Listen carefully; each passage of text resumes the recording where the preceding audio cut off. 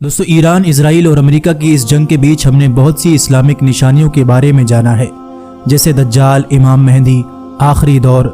लेकिन आज मैं आपको यहूदियों की किताब अहदनामा कदीम में होने वाली एक ऐसी भविष्यवाणी, एक ऐसी जंग के बारे में, आज से 2600 साल पहले एक ऐसी प्रेडिक्शन, एक ऐसी भविष्यवाणी बताई गई थी जिसमें आज के कुछ मुल्कों का जिक्र भी मिलता है, जैसे पर्शिया, आज का ईरान, तुर्की और उत्तर की एक बड़ी ताकत, और उसमें एक बड़ी जंग का जिक्र है जो बैतुल मुक़द्दस के आसपास लड़ी जाएगी।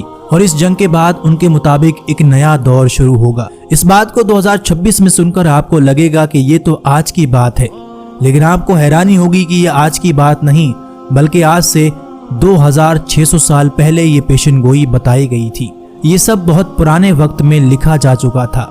अब सवाल ये है, क्या ये सिर्फ एक महज पुरानी कहानी है, या कुछ लोग आज भी इस बात को सच मानकर दुनिया को उस तरफ ले जाने की कोशिश कर रहे हैं? क्या यही वजह है कि हर बड़ी जंग मिडिल ईस्ट और यरूशलेम के आसपास घूमती हुई नजर आती है?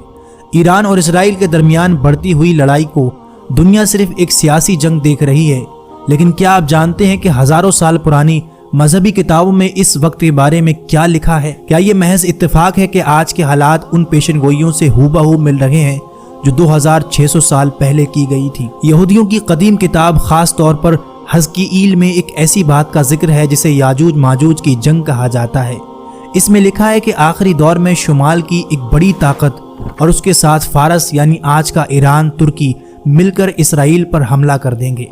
आज के मौजूदा हालात को आप देखें और फिर अल्लाह के रसूल सल्लल्लाहु अलैहि वसल्लम की उन बातों को याद करें जो आपने 1400 साल पहले ईरान और उसके खित्ते के बारे में बयान फरमाई थी। और उस एरिया का नाम लेकर आपने फरमाया था कि यहाँ से 70,000 लोग सबसे पहले दज्जाल का साथ देने के लिए निकलेंगे। और ये कब होगा?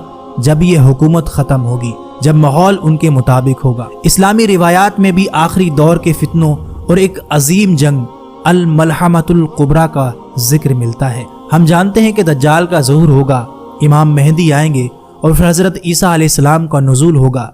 दिलचस्प बात यह है कि अहादीस में दज्जाल के लश्कर में अस्फहान यानी ईरान का शहर के 70,000 यहूदियों का भी जिक्र आता है। आज पूरा मिडिल ईस्ट जंग की लपेट में है और हर कोई ये सवाल कर रहा है, क्या हम उन निशानियों के करीब पहुंच चुके हैं जिसका जिक्र पुरानी रिवायात में मिलता है? आपको याद होगा कि इसराइल के अंदर एक खास तबका तीसरे हैकल की तामीर की तैयारी कर रहा है। उनके नज़दीक ये तब तक मुमकिन नहीं जब तक एक सुर्ख गाय की कुर्बानी ना दे दी जाए। हाल ही में अमेरिका से ऐसी गाय इसराइल लाई गई हैं जिनमें एक भी बाल दूसरे रंग का नहीं है। और जिस जगह हैकल की तामीर की बात हो रही है वही हमारी मुक़द्दस मस्जिद अक्सा मौजूद है, जिसे रमज़ान के इस टाइम से बंद कर दिया गया है।